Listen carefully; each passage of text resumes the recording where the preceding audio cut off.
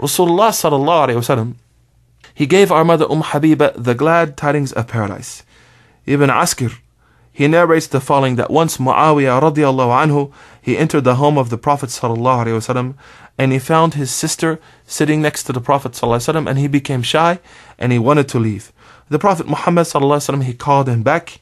He came back and he sat next to him. Then the Prophet Muhammad sallallahu alayhi wasallam, he turned to them and he said, Wallahi inni arju an akuna ana wa anti ana wa anta wa hadihi fil jannah. The Prophet sallallahu alayhi wasallam, he turned to Muawiyah and he said, I hope that we will all be in paradise.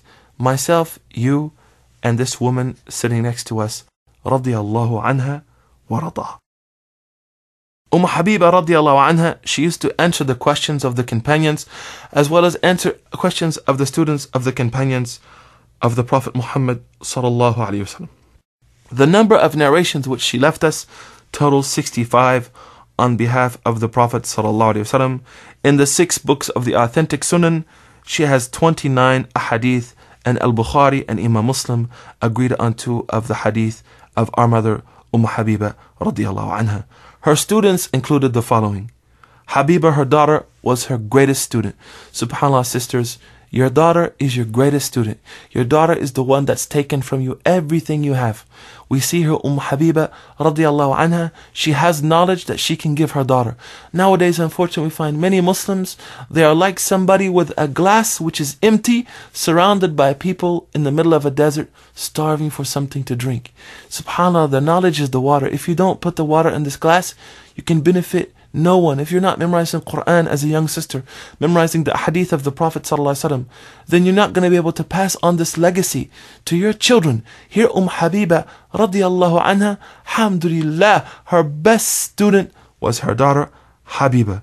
Then her brother Muawiyah and Utbah, her sister's son, also Zaynab bint Salama and Urwa ibn Zubair.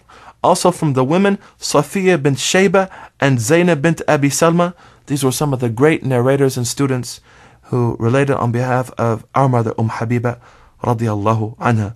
Her fatwa and legal opinions, the virtues, subhanAllah, and blessings of observing the sunnah prayers which we mentioned earlier were given to us by our mother Habibah radiallahu anha. The period of grief for someone who's lost a loved one, whether their spouse or a close relative.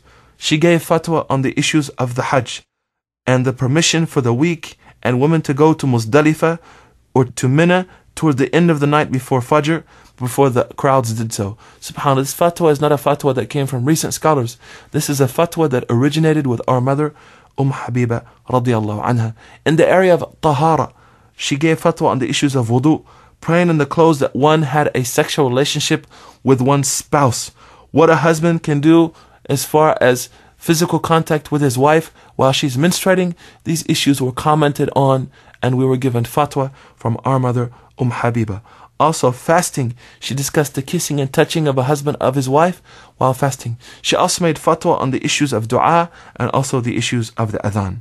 Her character, she was known as being a staunch Muslimah and she made no concessions for anyone. Once, subhanAllah, her father, he came to visit her in Medina while he was still a disbeliever, and he wanted to sit on the bed of the Prophet sallallahu alaihi wasallam. Habibah radiallahu anha, she turned the bedding over and did not let him sit there. And he was like, subhanallah, do you love the bed more than you love your father? And she replied, this is the bedding of the Prophet sallallahu alaihi wasallam, and since you are a non-believer, you are therefore unclean and you should not sit here. She was known, subhanallah, for sticking, as we mentioned earlier, firmly to the sunnah of Rasulullah sallallahu alaihi wasallam, and she was known for fearing Allah subhanahu wa ta'ala in abundance. And subhanallah, when she prayed, she would pray for the entire ummah of the Prophet sallallahu alaihi wasallam. She used to pray for the salvation of her father and for her non-Muslim relatives. And on the day of Fath, when the Prophet Muhammad sallallahu alaihi wasallam gave protection to her father, she was so happy that she began to make dua for the Prophet sallallahu alaihi wasallam. When Uthman bin Affan was being besieged by the rebels, she sent water to his home and the rebels turned it away. Then she sent the bags of water to the home of Uthman bin Affan, and subhanAllah, these rebels, they punctured holes in these bags with their spears. Our mother Habibah radiallahu anha, she left the world at the age of 73, 44 years after the migration of the Prophet ﷺ to Medina during the reign of her brother Muawiyah radiyallahu anhu. SubhanAllah, before she died, she called Aisha, our mother radiyallahu anha, to her bedside. And she said to our mother, we had been co-wives of the Prophet ﷺ. If ever I have offended you, please forgive me and pray for my salvation. SubhanAllah, at the moment of death, Habibah is worried about having offended others or harmed others. What about us? Every day we pass and we have problems with our brothers, we have problems with our sisters. SubhanAllah, look at the concern of Habibah radiyallahu anha. Aisha, our mother, she responded and said, you have pleased me. May Allah subhanahu wa ta'ala make you happy. And Habibah, she requested that Aisha radiyallahu anha take the same message to Salama radiyallahu anha.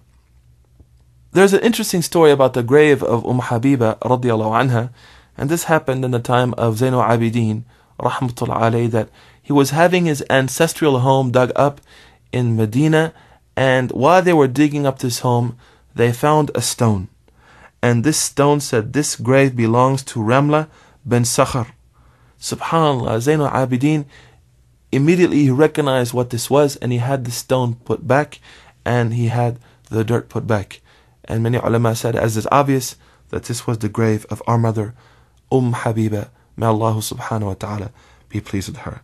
We ask Allah subhanahu wa ta'ala to reward our mother, Habibah, bless her grave, to put light in her grave, and to allow us to meet her on the day of judgment. فجزاك الله خيرا. السلام عليكم ورحمة الله وبركاته.